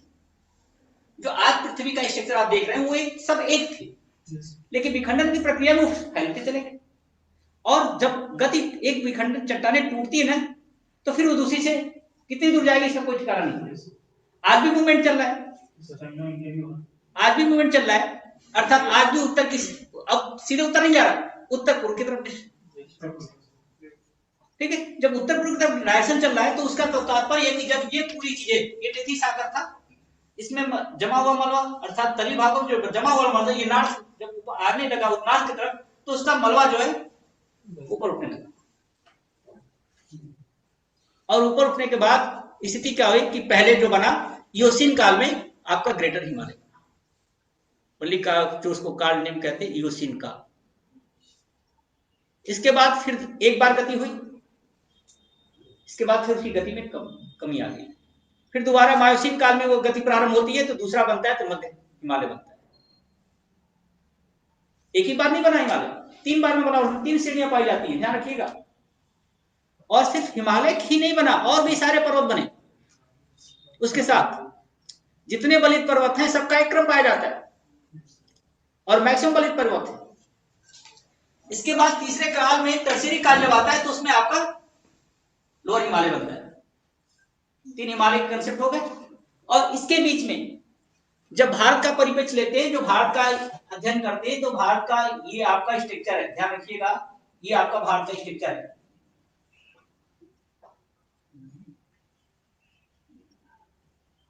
ये अब इसमें जब मूवमेंट हो रहा है तो ये भागें ऐसे आ रही है, और इसके साथ साथ ध्यान देखिएगा सुलेमान किरथर और हिंदकुश की पहाड़ी, पाकिस्तान में जो आपका है सुलेमान किरथर हिंदकुश की पहाड़ियां, फिर ये हिमालय का रेंज, फिर ये पूर्वांचल की पहाड़ी, पूरा आर्क है ना हिमालय का क्षेत्र। अगर हिमालय का स्ट्रक्चर आप भारत के संदर्भ में देख रहे होंगे तो पूरा आपको ऐसे मिलता होगा, ऐसे, और सारी श्रेणियां भी इसी तरह से डिसाइड है। और ये चीज आपका कंसेप्ट है, इस पर ये जो जम्मू कश्मीर का जो क्षेत्र है, ध्यान रखिएगा, इसमें 5 श्रेणियां पाई जाती है। इस पर आईएएस का क्वेश्चन बनता है, और हर 1-2 साल के बाद आईएएस क्वेश्चन पूछता है, कभी उत्तर से दक्षिण, दक्षिण से उत्तर कौन सी रेंज है, काराकोरम की है, लद्दाख की है, पीर पंजाल की है, धौलागिर की, सारी श्रेणियां हैं जो इसमें फिर बनी है विखंडित होकर के। हिमालय के बाद पर्वत में भी पर्वत के कंसेप्ट पाए जाते हैं, और उनकी घाटियों, एक दूसरे के बीच घाटी पाई जाती है। तो ये सब चीजें भी आपको समझ में होगा कि हिमालय का ये स्ट्रक्चर था। तो जब भौतिक भूगोल के अंतर्गत अध्ययन करते हैं, भारत का भूगोल अध्ययन करते हैं, तो ये चीजें मिलती है हिमालय का क्षेत्र। अब इसके डिसाइड पॉइंट सब अलग अलग है, जैसे ग्रेटर हिमालय का जो मेन पॉइंट है, ग्रेटर हिमालय का जो कंसेप्ट है वो चीन का भाग भी है और भारत का भी भाग है। लेकिन जो उसका मेन पॉइंट है उसे हिंज लाइन कहते हैं। ग्रेटर हिमालय में जो मेन पॉइंट है आपका वो हिंज लाइन है, क्योंकि जब कोई चीज यहाँ पर एक बूंद पानी गिरेगा, अगर जो बरसात होगी एक बूंद पानी गिरेगा तो उसकी पीक पर जब जाएगा तो वो दो भागों में बटेगा, ठीक है। तो वो पूरी पीक जो ऊपर की होगी वो आधा भाग भारत के पास है, आधा भाग चाइना के पास है। अब जो उधर जा रहा है तो बीच वाला जो डिवाइड रेखा होती है उसे हिंज लाइन कहते हैं, करेक्ट। तो इस हिंज लाइन के आधार पर हिंज लाइन को पूछा गया है, ध्यान रखिएगा। तो ये जो पॉइंट है वो हिंज लाइन के आधार पर पूरे भारत का जो कंसेप्ट ऐसे पूरा है। अब उत्तर का भाग ये पठारी है, ये पूरा उत्तर भाग पठारी है। आपने देखा पामीर का पठार उत्तर का है, पूरा का पूरा पठारी है। उसके बाद तुरंत हिमालय का क्षेत्र आता है और हिमालय की ऊंचाई 8850 मीटर के करीब होगी, बढ़ रही है अभी भी। हर बढ़ते हुए क्रम को समझना होगा, ध्यान रखिएगा। अब बढ़ रही है तो फिर उसका भी कंसेप्ट आता है, क्यों बढ़ रही है भाई। केवल अगर जो भारत की हिमालय की रेखाएं, हिमालय की ऊंचाई बढ़ रही है और उसके बाद वाली जो ध्यान शान की चोटियां हैं, चीन की हिमालय की ऊंचाई नहीं, चीन के पर्वतों की ऊंचाई नहीं बढ़ रही है, तो केवल हिमालय की अगर बढ़ रही तो उसका कोई फैक्टर होना चाहिए ना। प्लेट मूवमेंट, तो प्लेट मूवमेंट होगा तो सबकी ऊंचाई बढ़नी चाहिए। अगर जब हिमालय की ऊंचाई बढ़ रही है उसके बाद वाली, अर्थात मैंने आपको बताया ये जब चीन का जो क्षेत्र है पठारी भाग, इस तिब्बत का क्षेत्र कहते हैं, तिब्बत का पठारी क्षेत्र कहते हैं।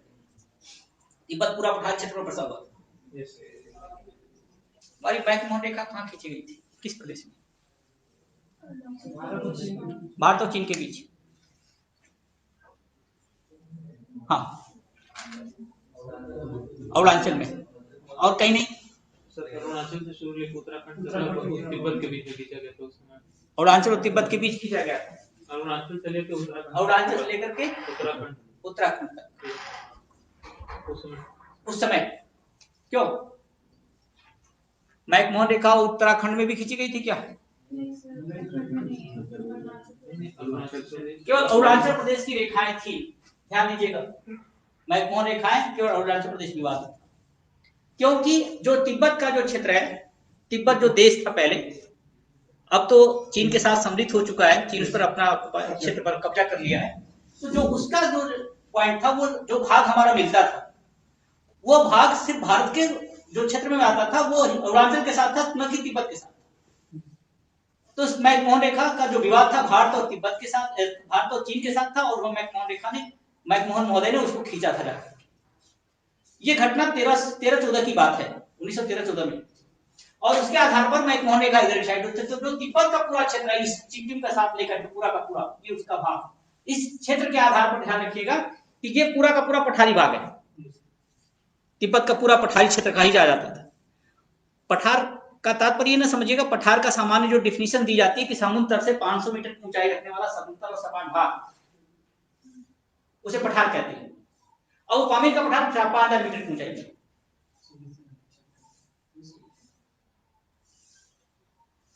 5000 मीटर की औसत ऊंचाई है उसकी। अब ध्यान रखिएगा, जब ये चीजें हुई तो ये क्या था, लारेशन भूखंड था ना। अभी आपने लारेशन भूखंड कहा, पामीर की गांठ का, उसके बाद वो चीजें आगे नहीं बढ़ पाई। ये तृण भूखंड कहा जाता है। लेकिन लारेशन भूखंड का ये भाग पूरा है, उत्तर का भाग जितना था लारेशन भूखंड का, दक्षिण का भाग था गोंडवाना भूखंड। भारत में सबसे पुरानी जनजाति कौन मानी जाती है? भाई गोंड जनजाति। और उसी गोंडवाना क्रम में गोंड जनजाति को सबसे पुरानी जनजाति है। सारे देखिए भूगोल के सारे फैक्ट एकदम रिलेटेड होते हैं, और जो चीज जहां आती है वहीं उसको समझ लीजिए। क्रम से तो पढ़ना है, जो चीजें जिस संदर्भ में आ रही है वहीं आप उसको स्टडी कर लेंगे तो शायद वो चीज आपके काम में आएगी।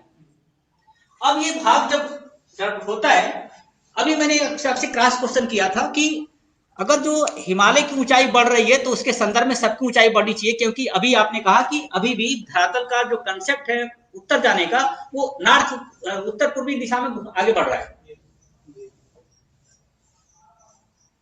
है ना। तो ऐसा अगर जो है तो सबकी ऊंचाई बढ़नी चाहिए थी। केवल हिमालय की ऊंचाई बढ़े, लेकिन चीन में जितने पर्वत हैं उनकी ऊंचाई कम बढ़ नहीं रही है, उतनी यथा स्थिति है, उनका मेजरमेंट तो हुआ है। जब ऐसा नहीं हो रहा है, इसका तात्पर्य कि कहीं ना कहीं हमारी जो स्थानीय क्रियाएं हैं वो हमारे हिमालय को इफेक्ट कर रही है। अभी जियोफिजिक्स के आधार पर विद्वानों ने यह अध्ययन किया है और पाया है क्या कि हिमालय जो है एक ऐसा पर्वत है जिसमें सॉइल्स और चट्टानें दोनों एक साथ मिली होती है, मिट्टी और चट्टानें, क्योंकि बलित पर्वत है। और बलित पर्वत होने के नाते इस लैंडस्लाइड सबसे अधिक होता है हिमालय में। हिमालय में लैंडस्लाइड का तात्पर्य कि बारिश होती है और मिट्टी को काट देता है। मिट्टी के साथ बारिश का कंसेप्ट तो जानते हैं आप, वो तुरंत उसको विदलन करेगा, काट देगा, और चट्टानें फिर सरक जाती है। हिमालय सबसे सघन वेजिटेशन के लिए भी जाना जाता है, वनस्पतियों के लिए भी। सबसे अधिक औषधि वाले क्षेत्र भी जाने जाते हैं हिमालय। सबसे अधिक वनस्पतियों का स्वरूप उस पर है, वनस्पतियां वहीं होती हैं जहां सॉइल। गंगा बेसिन का जो क्षेत्र है सबसे अधिक उपजाऊ माना जाता है, अर्थात विशाल जो मैदान है आपका, बृहद मैदान, भारत का बृहद मैदान से कहते हैं, विशाल भाग, सबसे अधिक भाग है, वो सबसे अधिक उपजाऊ क्षेत्र भी माना जाता है। और वो सभी नदियों के द्वारा बना हुआ है, वो भी गंगा के द्वारा बना हुआ है। गंगा यमुना का जो हिमालय के क्षेत्रों से निकलती हुई नदियां उसके द्वारा बना हुआ है। तो वो मिट्टी साथ लेके आते हैं, तो मिट्टी का तात्पर्य कि जो मिट्टी होगा तभी तो लेके आएंगे ना, करेक्ट। तो गंगा का बालू सफेद होता है और पठारी भागों का बालू लाल होता है। यमुना और गंगा के बालू जो सफेद होते हैं, ब्रह्मपुत्रा के, गंगा के, यमुना के बालू सफेद मिलते हैं, लेकिन पठारी भागों से निकलने वाली नदियों के बालू लाल पाए जाते हैं। कंसेप्ट सही है? यही कंसेप्ट है कि वो सॉइल्स के साथ आते हैं, चट्टानें टूटती हैं और फिर यहां पर लाकर डिपोजिट करते हैं। लगातार कोई चीज डिपोजिट होती जाएगी तो निश्चित रूप से ऊंचा होगा, ये तो डिसाइडेड है। तो इसका तात्पर्य कि गंगा का मैदान लगातार ऊंचा हो रहा है, और जब ऊंचा होगा तो स्वाभाविक है कि कोई बार जब ऊंचा होगा तो उसका मार्ग भी बदलेगा, मार्ग बदलेगा। तो एक हमारे यहाँ इंडो गंगेटिक रिवर थी। इंडो गंगेटिक रिवर का कंसेप्ट था कि जो इधर से बहती थी पश्चिम की तरफ, हिमालय के तटीय भागों से बहती थी पश्चिम की तरफ, जो एक रिवर थी, इंडो गंगेटिक रिवर फ्रंट कहते हैं जिसे, वो पश्चिम से पूर्व से पश्चिम तरफ बहती थी और बाद में ये समाप्त हो गई। बाद में समाप्त हो गई क्योंकि गंगा और यमुना के साथ जितने भी सिल्ट आए उस पर जमा होते चले गए और धीरे धीरे उसका अवशेष समाप्त हो गया। यार आप लोगों के मन में एक क्वेश्चन क्यों नहीं है कि जब हिमालय बना तो क्या टेथिस सागर में सिर्फ हिमालय का ही भाग था और बाकी तो दुनिया का नहीं था? ये भी तो क्वेश्चन बन सकता था आपके, क्यों नहीं पूछा? अभी मैंने आपसे कह दिया कि टेथिस सागर बना, उसमें हिमालय बन गया। तो ग्लोब पर टेथिस सागर का कंसेप्ट था कि टेथिस सागर तो पूरा भाग था, तो उसमें केवल हिमालय का क्षेत्र तो थोड़ा ही है। पूरा यूरोप और यूं कह लिया जाए कि आपका एशिया, अफ्रीका का तक पूरा उसी भाग पर था। तो और बचा हुआ अवशेष कहां चला गया, या और स्थल नहीं बने क्या? ये क्वेश्चन क्यों नहीं पूछा आपको? क्या कौन सा बना था? एक साथ नहीं पूरा। तो उसमें कौन कौन सा साथ में बना? प्लेट तो खिसक गई, तो अमेरिकन प्लेट अलग हो गया, ऑस्ट्रेलियन प्लेट अलग हो गई, दक्षिण अमेरिकन प्लेट अलग हो गई, पैसिफिक प्लेट अलग हो गई, अटलांटिक प्लेट अलग हो गई, यूरोपियन प्लेट अलग हो गई। तो ये सारे प्लेट तो अलग हो गई, और लेकिन जुड़ा हुआ एशिया, यूरोप और अफ्रीका, ये तो जुड़े हुए हैं ना। तो आखिर टेथिस सागर का भाग तो दो भागों में बटा, पूरी पृथ्वी पर इधर बन गया हिमालय का क्षेत्र, तो ये बचा हुआ भाग कहां चला गया? इसमें नहीं हुआ क्या?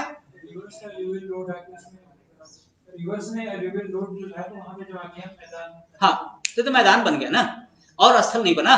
जैसे हिमालय की जगह पर और कुछ तो बनना चाहिए था, दबाव तो बराबर चल रहा था भाई। सपोज मान लो ये भाग है, आधे पर दबाव चल रहा है, आधे पर नहीं चल रहा, तो बात समझ में आती है। दबाव जब सब पे चला तो सब पर तो स्थान परिवर्तन होना चाहिए था।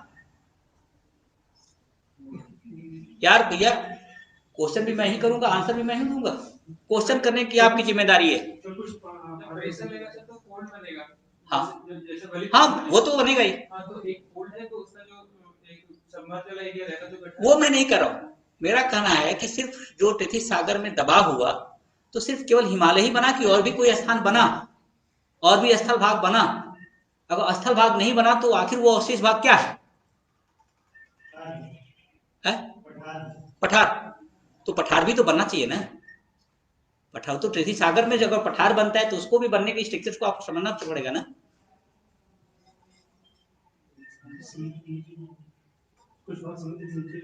समुद्र के भाग है वो तो है ही, उसका बचा हुआ अवशेष भाग भी होना चाहिए, जो नहीं बना होगा वहां अवशेष भाग भी बचा होगा, तो उसका भी तो कुछ नाम होगा।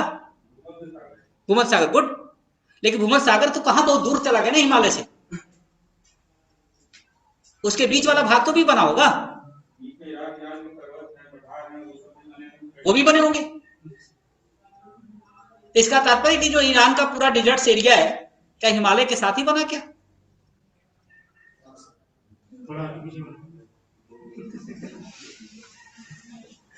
नहीं, ये नहीं से ए सही नहीं होगा, बी सही होगा, या बी नहीं तो सी तो होगा ही, ऐसा नहीं चलता है, सारे फैक्ट हैं, ध्यान रखिएगा। क्योंकि देखो आप क्वेश्चन लेकर पढ़ेंगे, क्वेश्चन लेकर के आएंगे, सीधे तो आप तक पढ़ के आए हो, पढ़ लिया, याद हो गया सब कुछ, अब आपको क्रॉस क्वेश्चन करके अपने में पढ़ना है, और जब तक क्रॉस क्वेश्चन नहीं करेंगे आपको इंटरव्यू में उलझा देंगे, और तैयारी प्री की नहीं होती है, इंटरव्यू की तैयारी अभी ना तैयार रखना कि हम प्री क्वालिफाई करेंगे तो फिर मेंस की तैयारी करेंगे, मेंस की तैयारी करेंगे तो इंटरव्यू की तैयारी नहीं, जो भी स्टडी होगी वो डायरेक्ट स्टडी होगी, और वो सिर्फ टारगेट की होगी, और टारगेट क्या है? इंटरव्यू है। सारे कंसेप्ट आपको बनाने होंगे, सारे कंसेप्ट बनाए गए, और इसी कंसेप्ट को समझना होगा, और सतही कंसेप्ट नहीं, डीपली, भले आपको सतह क्वेश्चन आएंगे एनसीईआरटी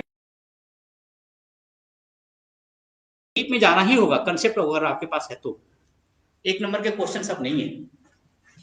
अब ध्यान रखना है आप लोग कि जब इतनी सारी बातें हो गई, इंडो गंगेटिक रिवर आगे इधर चल रही है, वो समाप्त हो जा रही है, इसका तात्पर्य कि इंडो गंगेटिक रिवर का मार्ग बदल गया, जब मार्ग बदल गया तो जो आगे जाती थी वो बदल गई, फिर आगे का जो भाग है पूरा बलूचिस्तान का पठार, आप ध्यान रखना पाकिस्तान का क्षेत्र है ना, आपको दिखाएं, ये आप भारत है, यहाँ पर ये भारत है, और भारत के संदर्भ में आप ऐसे जाओगे कि पूरी पर्वत श्रेणियां हैं, ऐसे ये पूरी पर्वत श्रेणियां हैं, यहां से लेकर के ये आपका पुर्तगाल है, यहां से पुर्तगाल से ले लेंगे तो आपकी पूरी पर्वत श्रेणियां इस तरह से आती हैं, और ये पूरी पर्वत श्रेणियां जो आपको इस तरह से आती हैं, और ये पूरा का पूरा पर्वत श्रेणियां यहां तक आती है दक्षिण पूर्वी एशिया तक। एटलस में आप देखेंगे तो नेचुरल, आप एटलस में दो पार्ट होंगे, पॉलिटिकल और नेचुरल, तो जो यहां से आएगा पूरा का पूरा, इसमें एक पर्वत श्रेणी है, और सब में अब हो सकता है कि कहीं कहीं कटी फटी है, वो ठीक है, लेकिन इस पर्वत श्रेणियां है, इसी पर्वत श्रेणियों से नदियां भी निकलती है, इस पर्वत श्रेणियों से निकलने वाली नदियां इधर भी जाती है, इधर भी आती है, बीच वाला भाग पूरा पूरा इसी को कहते हैं मध्य महाद्वीपी कटक, और मध्य महाद्वीपी कटक ये मोलित पर्वत का क्षेत्र, यही भाग आपका क्या है? भूकंप और ज्वालामुखी का क्षेत्र भी है, यही भाग जो आपका मध्य महाद्वीपी कटक है, यही भाग भूकंप और ज्वालामुखी का क्षेत्र भी है, क्योंकि निश्चित रूप से जब कोई चीज जोड़ते हैं आप, जब कोई चीज जोड़ेंगे तो स्वाभाविक है कि उस जोड़ के साथ दरार पड़ेगी, तो वो भाग स्थल भाग में डिसाइडेड होगा, तो इससे जुड़ जाना तो अच्छी बात है, लेकिन उसके साथ संबंध नहीं होती है, क्योंकि चट्टानें अलग अलग है, और इसके बीच में जो गैपिंग है वो बराबर अस्थिर होता है, और अस्थिर भाग भी मध्य महाद्वीपी कटक के अंतर्गत ही सारे भूकंप और ज्वालामुखी का क्षेत्र बन जाता है, और वही क्षेत्र भूमध्य सागर में भी चला जाता है पूरा का पूरा। अर्थात ये जो क्षेत्र है आप ध्यान रखना, इसे यहीं पर ये पूरा का पूरा क्षेत्र है जो पर्वतीय क्षेत्रों का है, और ये क्षेत्र पूरा ऐसे आता है, और इसके साथ ही साथ ये भाग स्थल भाग बने हैं, और टेथी सागर का बचा हुआ भाग ये भूमध्य सागर है, टेथी सागर का बचा हुआ भूमध्य सागर, हिमालय के साथ साथ ये सारी चीजें बनी।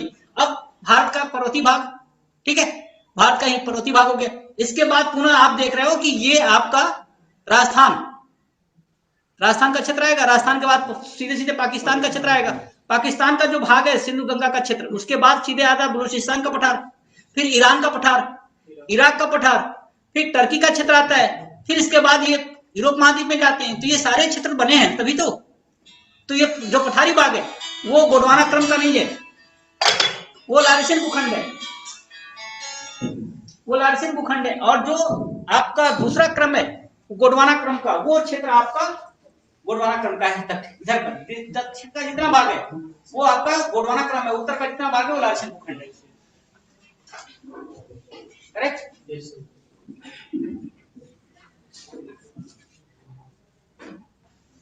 अब इस पर हम आपका काम कर रहे थे कि ये जो भाग है, अब आइए मेन टॉपिक पर। रिलैक्स हो गए ना? देखो भाई 90 मिनट क्लास, 1.5 घंटे क्लास नहीं पढ़ाई जाती, हो गया क्या? कब क्या बज गया? 10:30 हो गया। थोड़ी लेट में शुरू हुई। तो 90 मिनट क्लास पढ़ाई जाती है, लेकिन बीच बीच में क्लास क्वेश्चन करके कुछ समय को आपको रिलैक्स करना पड़ता है। आप ये ध्यान रखना कि आप चाहे जो भी पढ़ के आए हो, स्टडी जीरो से करिएगा। स्टडी जीरो से करिएगा। अगर उसमें और अच्छा होता है, इनपुट होता है तो बेहतर होता रहेगा, स्वाभाविक। जब आप यहाँ पर आते हैं ना, तो ये आपका पूरा का पूरा हिमालय क्षेत्र 3 भागों में बटा हुआ है, ग्रेटर हिमालय, मिडिल हिमालय और लोअर हिमालय। और इसके साथ इंडो गंगेटिक रिवर है, जिसका एक और फिर उद्गार हो रहा है मालदा गैप का कंसेप्ट। अब अभी मैंने कहा कि हिमालय ऊपर उठ रहा है। ये जितनी भी नदियां हैं भारत की, चाहे विश्व की, वो सभी फाल्ट में बहती है, सभी फाल्ट में बहती है।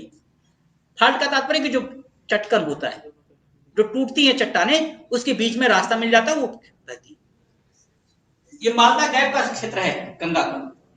मालदा गैप का कंसेप्ट है कि यहाँ पर सारी चीजें अवशिष्ट होकर, अर्थात गंगा का भाग जब डिवाइड करते हैं तो 3 भाग बांटते हैं, अपर गंगा मैदान, मिडिल गंगा मैदान, लोअर गंगा मैदान। अपर गंगा मैदान का ढाल अधिक है, लोअर की तरफ सारे सीट यहाँ के जमा होते तो स्वाभाविक है कि जमा होने के साथ साथ इसका भार भी बढ़ेगा। फिर नदियां हर बार लाकर मट्टी छोड़ती हैं, हर बार कटा होता है, ये भाग लगातार बढ़ता जा रहा है। और ये भाग बढ़ता ही नहीं जा रहा, बल्कि ये नीचे के जो अवशिष्ट भाग है उसके साथ समर्ज हो जाता है। ठीक है, हम कल जब मेरी अगली क्लास होगी तो मैं आपको दिखाऊंगा कि पृथ्वी पे कैसे नीचे जो चट्टानें जाकर के पिघलती है और पिघलने के बाद कैसे समर्ज होती है, वीडियो पर दिखाऊंगा मैं। तो अब ध्यान रखिएगा, जब ये नीचे जा रही है, दब रही है। अब ये क्या हो रहा है कि वहां सुंदरबन में कंसेप्ट डिसाइड हुआ कि इसके पेड़ भी नीचे जा रहा है। 2 चीज हो सकता है, पेड़ नीचे जाने का मतलब कि पेड़ तो बराबर ऊपर उठते हैं। पेड़ नीचे जाने का मतलब कि सपोज मान लो अगर मिट्टी हमारी यहां तक थी, वो मिट्टी अगर यहां तक आ गई तो इतना तो नीचे दब गया, पेड़ तो नहीं दबा ना, मिट्टी दबा दी, मिट्टी का लेवल ऊपर उठ गया। तो जब ऊपर उठ गया तो इतना तो हमें लगा कि दूसरा कोई आके कहा कि नहीं, इतना पेड़ हमारा दब गया। अब ये मिट्टी क्या कर रही है कि जब यहां से चट्टान, यहां पर मिट्टी आके डिपोजिट हो रही है, अब ये फिर नीचे जा रही है, सबमर्ज हो रहा है, और सबमर्ज होकर के फिर हिमालय को बढ़ावा दे रहा है। अर्थात अब ये लोकल फैक्टर हो गया है, स्थानीय फैक्टर के हिसाब पे हिमालय जो है ऊपर उठ रहा है। करेक्ट? इस आधार पर हिमालय की सारी स्थिति को समझना होगा। अब हिमालय के में भाग है हमारे, जम्मू कश्मीर लद्दाख का क्षेत्र, फिर हिमाचल का क्षेत्र, फिर उत्तराखंड का क्षेत्र, फिर सिक्किम का क्षेत्र, और फिर जो हिमालयी भाग पर हमारा अरुणाचल प्रदेश। ये हिमालय भाग हमारा बहुत ही रिच है, और उसके कंसेप्ट में हम सामाजिक और आर्थिक दोनों कंसेप्ट देखेंगे। क्योंकि जम्मू कश्मीर के क्षेत्रों का अध्ययन जब हम करते हैं तो जम्मू कश्मीर की 5 श्रेणियां, 5 श्रेणियों के बीच में अलग अलग क्षेत्र, उनकी घाटी क्षेत्र, और सबसे अधिक इंपॉर्टेंट है कि उस जम्मू कश्मीर के क्षेत्रों, लद्दाख के क्षेत्रों से हमारी सिंधु नदी की निकलती है, और वो फिर पाकिस्तान के लिए वरदान साबित। ठीक है, तो हर पार्ट का पूरा स्टडी हम लोग करेंगे, आर्थिक सामाजिक। करेक्ट? Thank you.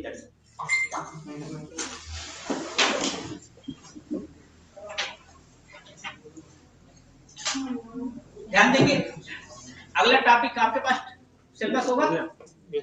जब सिलेबस होगा तो आप सिलेबस के अकॉर्डिंग पूरी तैयार होकर के आएंगे नेक्स्ट टाइम। ये पूरा खंड हम सब समाप्त करेंगे बहुत ही।